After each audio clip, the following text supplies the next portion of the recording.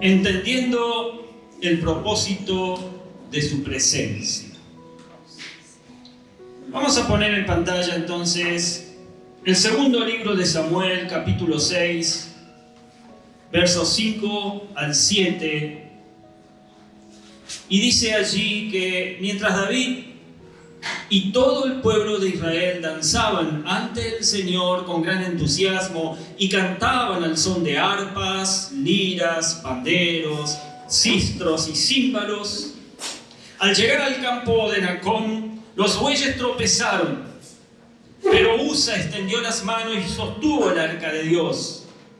Entonces la ira del Señor se encendió contra Usa por su atrevimiento y lo hirió de muerte.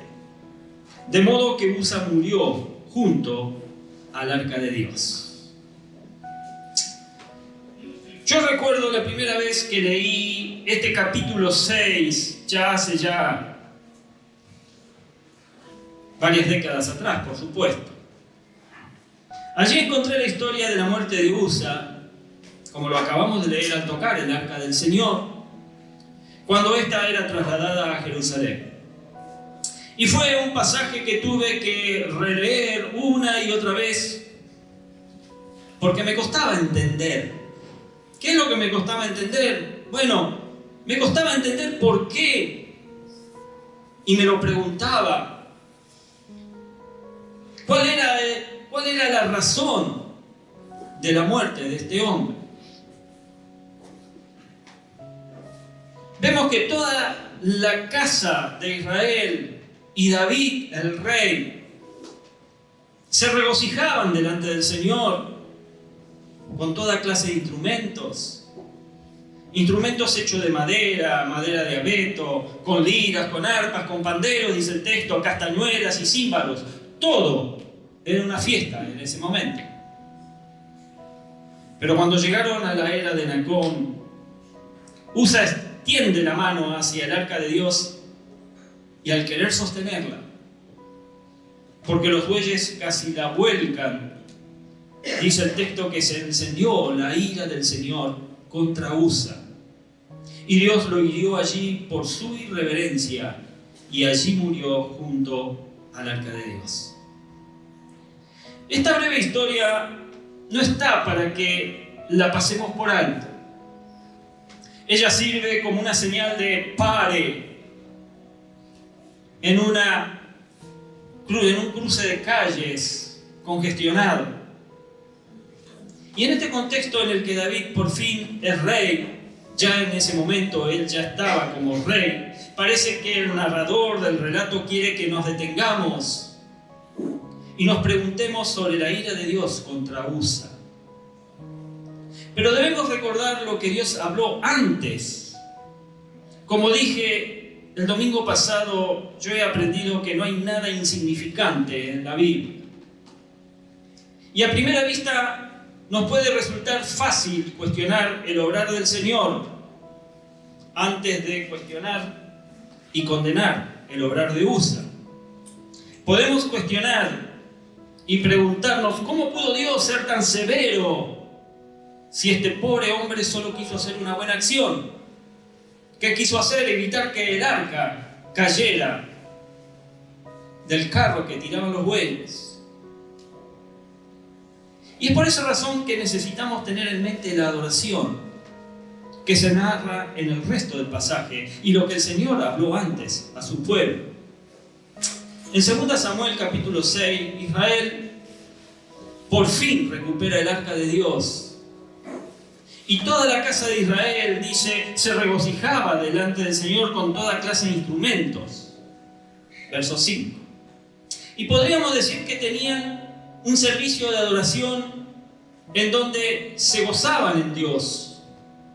Y en ese contexto el narrador nos da a entender que lo que sigue está conectado con la adoración al Señor que el pueblo realiza. Y ellos están adorando a Dios mientras mueven el arca. Tiene sentido que antes de hacer cualquier cosa ellos se pregunten si Dios les ha dado instrucciones sobre cómo debe ser adorado. lo cual hizo por medio de Moisés, tiempo atrás. Si nos vamos unos cuantos libros para atrás, en el libro de Números, en el capítulo 1, verso 51, Dios dice: cuando haya que trasladar el santuario, los levitas se encargarán de desarmarlo. Cuando haya que instalarlo, serán ellos quienes lo armen. Pero cualquiera que se acerque al santuario y no sea sacerdote, será condenado a muerte.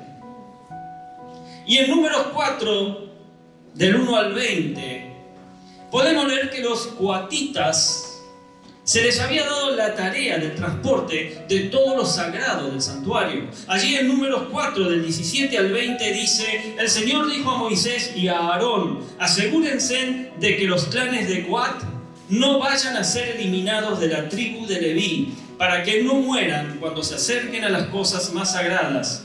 Deberán hacer lo siguiente: Aarón y sus hijos asignarán a cada uno lo que debe hacer y transportar, pero los coatitas no mirarán ni por un momento las cosas sagradas para que no mueran. Pensamos que debemos decirle a Dios muchas veces cómo debe ser adorado, en vez de adorarle como Él lo ha dicho.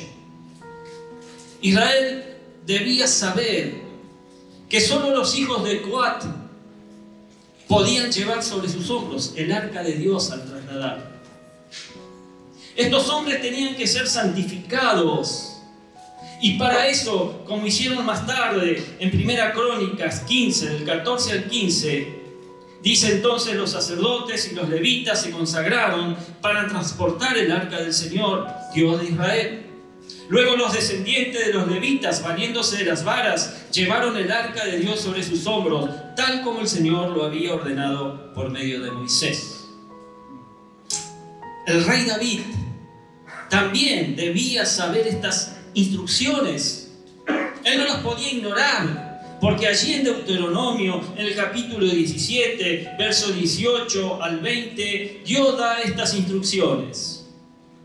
Cuando el rey tome posesión de su reino, escribirá en un libro una copia de esta ley, que está al cuidado de los sacerdotes levitas. Esta copia la tendrá siempre a su alcance y la leerá todos los días de su vida. Así aprenderá a temer al Señor su Dios. Cumplirá fielmente todas las palabras de esta ley y sus estatutos.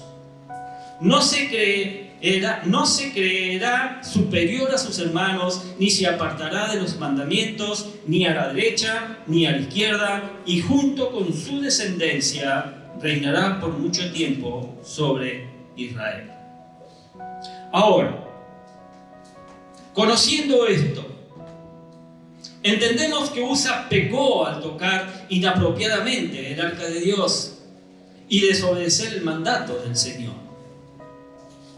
A veces hacemos juicios sobre las cosas sin saber bien por qué Dios obra como obra.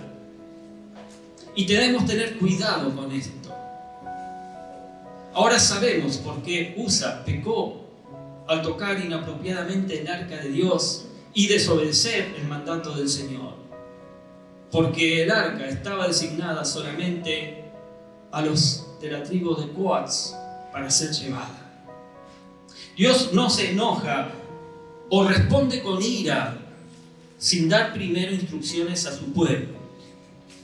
Nuestro problema es que pensamos que debemos decirle a Dios cómo debe ser adorado, en vez de adorarle como Él ha dicho. Dios había dicho cuáles manos podían sostener el arca. ¿Qué llevó a Usa a pensar que sus manos serían más limpias que las de aquellos que Dios había santificado para esa tarea? Y aquí se nos enseña que la verdadera adoración, mi amado, mi amada, es conforme a la palabra de Dios. En esta historia vemos la santidad de Dios, esa santidad que trasciende todo lo creado, porque Él es perfecto y no puede tolerar el pecado. Y esta es una historia que nos tiene que hacer pensar en la santidad de Dios. La historia de Usa nos debe llevar a pensar en actitudes en acciones que consideramos buenas. ¿Cuántas veces consideramos que lo que vamos a hacer está bien, que es bueno, pero que delante de la santidad de Dios no lo son? Por ejemplo, ¿cómo controlamos nuestros impulsos que a primera vista pueden ser correctos, pero cuando nos detenemos a evaluarlos, nos damos cuenta de que no están conforme a la voluntad del Santo Dios? Y la buena noticia es que la misma santidad que nos separa de Dios es la que ha hecho que Él se acerque a nosotros en su Hijo Jesús. Todos los creyentes, venimos a Dios sabiendo que Él es santo y que hemos pecado contra Él por querer vivir nuestra vida conforme a nuestros propios planes y no a los suyos. Pensemos en cuán misericordioso es Dios, que en Cristo nos libra de toda su santa ira, porque la ira de Dios estaba sobre el mundo antes de Jesús. Y junto a la obra redentora de Jesús tenemos la palabra de Dios para vivir conforme a ella, en el poder que ahora reside en nosotros por medio del Espíritu Santo. Venimos ante Dios en Cristo. Su palabra nos informa cómo vivir para Él. Y el Espíritu toma la palabra y la aplica a nosotros para nuestra santificación. Amén. Juan 17:17, allí Jesús dice: santifícalos en la verdad. Tu palabra es verdad. Ahora, así debemos vivir ante la santidad de Dios. Después de toda esta introducción, porque ha sido introducción, hoy vamos a conocer, mis amados, cuál es el propósito de su presencia. Y tenemos que decir que la presencia de Dios en nosotros primero es para Él. El propósito de la presencia de Dios en nosotros primero es para Él. Y para entenderlo, acompáñame a echar un vistazo a la primera iglesia después de la ascensión de nuestro Señor Jesús al cielo. Allí en el libro de Hechos, capítulo 4, 8-13, leemos: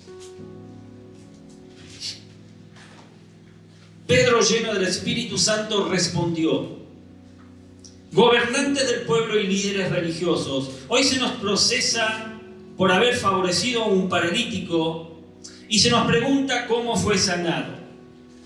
Sepan pues todos ustedes y todo el pueblo de Israel que este hombre está aquí delante de ustedes sano, gracias al nombre de Jesucristo de Nazaret, crucificado por ustedes, pero resucitado por Dios.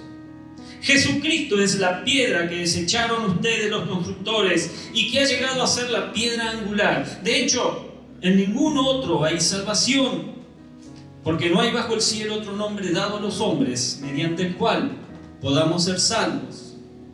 Los gobernantes, al ver la osadía con que hablaban Pedro y Juan y al darse cuenta de que eran gente sin estudios ni preparación, quedaron asombrados y reconocieron que habían estado con Jesús.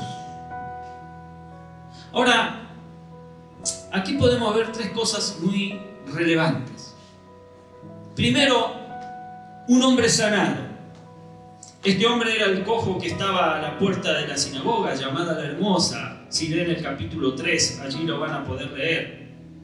Que les pide una limosna a Pedro y a Juan. Y Pedro le dijo: mírame a los ojos, no tengo plata ni oro, pero lo que tengo te doy. Sé sano. Hechos 3:6. Y este hombre se levantó y caminó. Ahora, el segundo punto es Jesús predicado como única opción de salvación. Ellos dicen: porque no hay otro nombre en el que podamos ser salvos. Jesucristo es el nombre. Y el tercer punto es que la gente notó que ellos habían estado en la presencia de Jesús. Todos en la sinagoga hombres, letrados o ignorantes, ricos o pobres, sacerdotes o gente del pueblo, todos se dieron cuenta de una cosa: ellos habían estado con Jesús. Reconocieron que Pedro y Juan habían estado en la presencia del Hijo de Dios. De aquí entonces podemos entender que la presencia de Dios en nuestra vida tiene el solo propósito de sanar enfermos, echar fuera demonios, de llevar a los pecadores al arrepentimiento para salvación. Mi hermano, toma nota de esto. Toma nota de esto. La presencia de Dios en tu vida tiene el propósito de sanar enfermos, echar fuera demonios.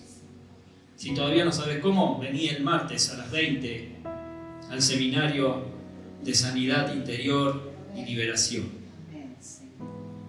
De echar fuera demonios y de llevar a los pecadores al arrepentimiento para salvación. Dicho de otra manera, la presencia de Dios en nosotros tiene el propósito de que continuemos la labor que Jesús dejó pendiente con su partida al cielo. Lucas 4, 18, 21, allí Jesús afirma, y ya lo hemos leído varias veces: el Espíritu del Señor está sobre mí por cuanto me ha ungido para anunciar buenas noticias a los pobres, me ha enviado a proclamar libertad a los cautivos y dar vista a los ciegos, a poner en libertad a los oprimidos, a pregonar el año del favor del Señor. Luego enrolló el libro y se lo devolvió al ayudante y se sentó. Todos los que estaban en la sinagoga lo miraban detenidamente y él comenzó a hablarles: hoy se cumple esta escritura en presencia de ustedes. La presencia de Dios es para liberar a los cautivos. Como se lo he venido predicando este último tiempo, la presencia de Jesús en nuestras vidas hace huir a los demonios. La presencia de Jesús en nuestra vida lleva al arrepentimiento a los pecadores que están clavados junto a nosotros y los prepara para servir a Dios. Leímos no hace tanto, un par de domingos o miércoles, no recuerdo bien, allí en Marcos 5 del 1 al 9, 18 y 20, la historia del endemoniado gadareno. ¿Cuántos se acuerdan? Bien. A este hombre los demonios, que eran más de 2000, le decían lo que debía hacer. Le decían que diera voces de día y de noche, y hacía que se lastimara con piedras sobre su cuerpo, sobre su cabeza, tal vez también. Pero cuando vio la presencia de Dios, cuando vio a Jesús poner un pie en la región donde él estaba, los demonios no pudieron seguir dándole órdenes a este hombre. Fueron y pidieron poder entrar a los cerdos que estaban paciendo cerca de ahí y se despeñaron con ellos. Y este hombre fue liberado y de inmediato este hombre buscó seguir a Jesús. ¿Y qué terminó haciendo? Terminó predicándolo. Ahora, tenemos que entender entonces. Tenemos que entender que debemos estar impregnados de su presencia. ¿Puedes verlo, mi amado? ¿Puedes verlo, mi amada? Para esto necesitamos la presencia de Dios en nosotros. Para ir impregnados de la nube de su presencia y que la gente a nuestro alrededor se quebrante ante su pecado. Deje de justificar su pecado y los demonios que los invaden huyan, sean liberados y decidan seguir a Jesús y predicarlo.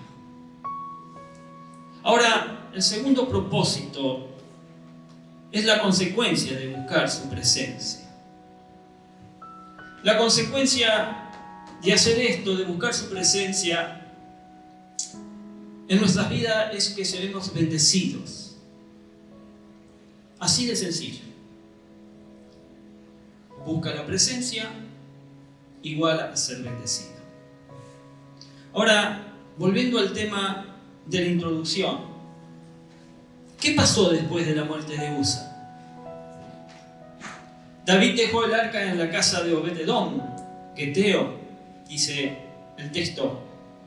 Y mira la consecuencia para Obed-Edom. Vamos a leer 1 Crónicas, capítulo 13, verso 12 al 14.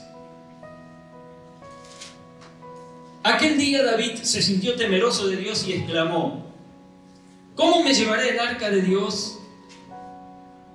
Por eso no se la llevó a la ciudad de David, sino que ordenó que la trasladaran a la casa de Obed-Edom, oriundo de Gat.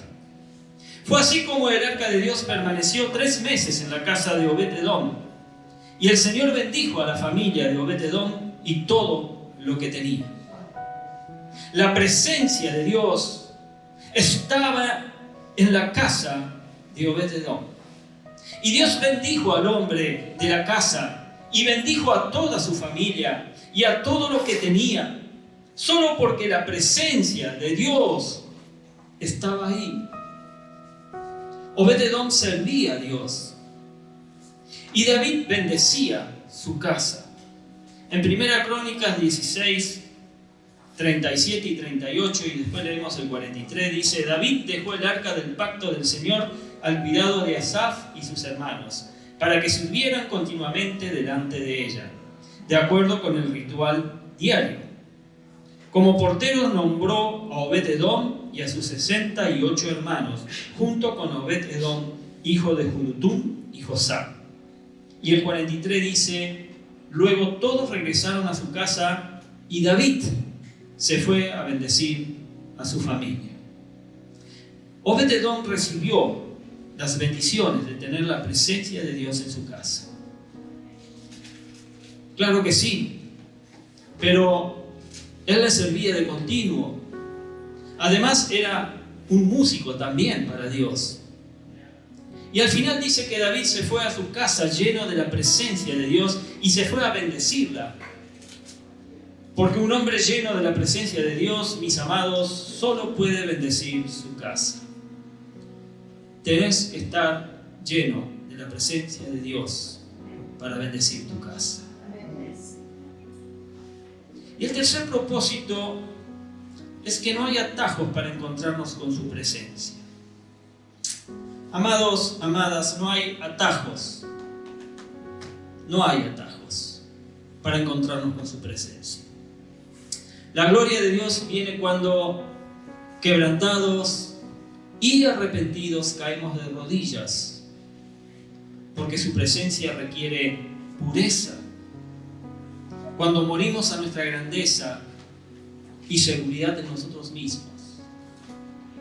Cuando dejamos de buscar sus bendiciones para encontrarle a Él. Porque sabes que a veces buscamos las bendiciones solamente y no le buscamos a Él. Pero debemos dejar de buscar sus bendiciones y encontrarnos con Él. Cuando dejemos de alejarnos de su presencia, financiados por sus propias bendiciones que nos da. Cuando desechamos nuestra gloria para limpiar sus pies de la inmundicia de nuestras acciones con nuestras lágrimas. Lágrimas de amor, lágrimas de gratitud. Cuando no huimos de su presencia temerosos de lo que pueda ocurrirnos, sino que nos introducimos.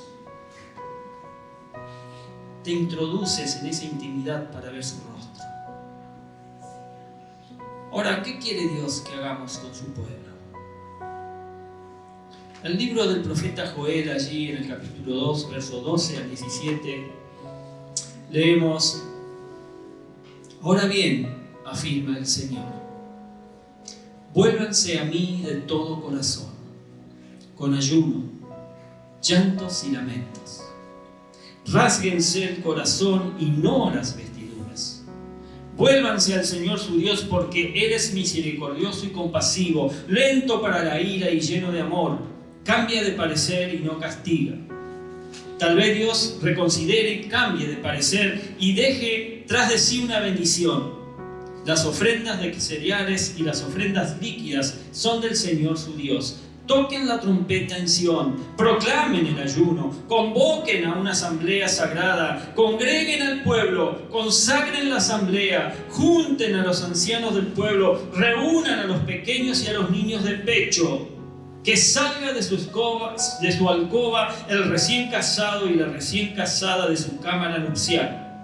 Lloren sacerdotes, ministros del Señor, entre la entrada y el altar, y digan: compadécete, Señor, de tu pueblo. No entregues tu propiedad como objeto de burla, para que las naciones no se burlen de ella. ¿Por qué habrán de decir entre los pueblos: ¿dónde está tu Dios? ¿Sabes? Aquí el Señor nos está diciendo lo que necesitamos hacer de continuo para contar con su presencia de continuo. Necesitamos convertirnos a Dios de todo corazón. Con ayuno, con lloro, con lamento, arrepentidos de nuestro pecado, arrepentidos de no buscarle, arrepentidos de los pecados de mi familia, de mi iglesia, de mi ciudad y de mi nación.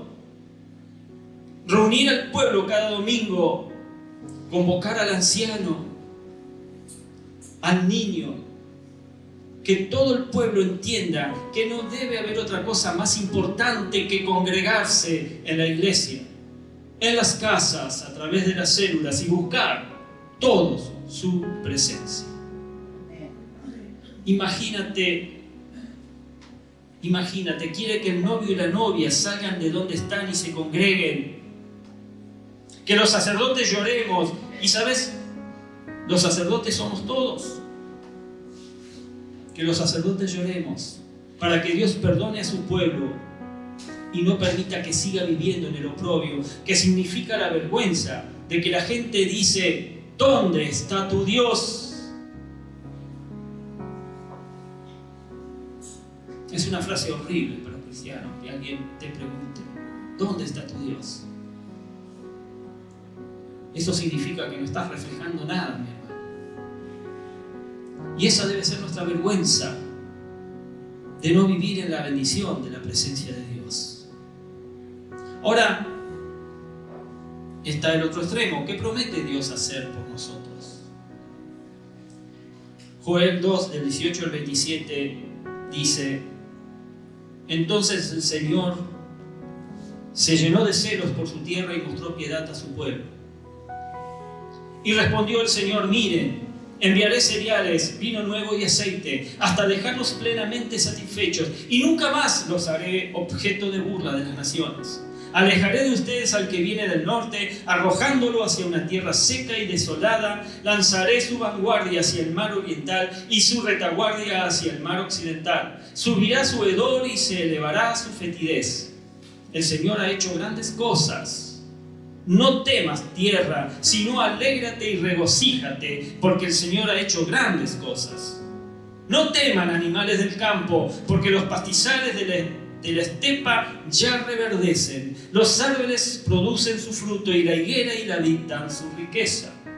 Alégrense, habitantes de Sión, regocíjense en el Señor su Dios, porque Él les ha dado las lluvias de otoño. Él envía la lluvia, la de otoño, como lo dice este fin de semana, y la de primavera, como en tiempos pasados. Las parcelas se llenarán de grano, los lagares rebosarán de vino nuevo y de aceite. Yo los compensaré a ustedes por los años en que todo lo devoró ese gran ejército de langostas que envié contra ustedes, las grandes, las pequeñas, las jóvenes y los saltamontes. Ustedes comerán en abundancia hasta saciarse y alabarán el nombre del Señor su Dios, porque hará maravillas por ustedes. Nunca más será avergonzado mi pueblo. Entonces sabrán que yo estoy en medio de Israel. Poné allí el lugar de Israel. Entonces sabrán que yo estoy en medio de Jeasorbo, que yo soy el Señor, su Dios, y no hay otro fuera de mí. Nunca más será avergonzado mi pueblo. Aleluya. Eleva un aplauso a estas promesas de nuestro Señor. Aleluya. Sí, Señor. Tomamos tu palabra. Tomamos tu palabra, Dios. Pase a adoración, por favor.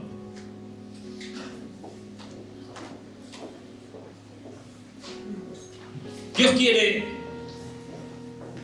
que su presencia esté con su pueblo de continuo, no de a ratos, no por momentos en donde realmente le buscamos porque le necesitamos y luego le olvidamos.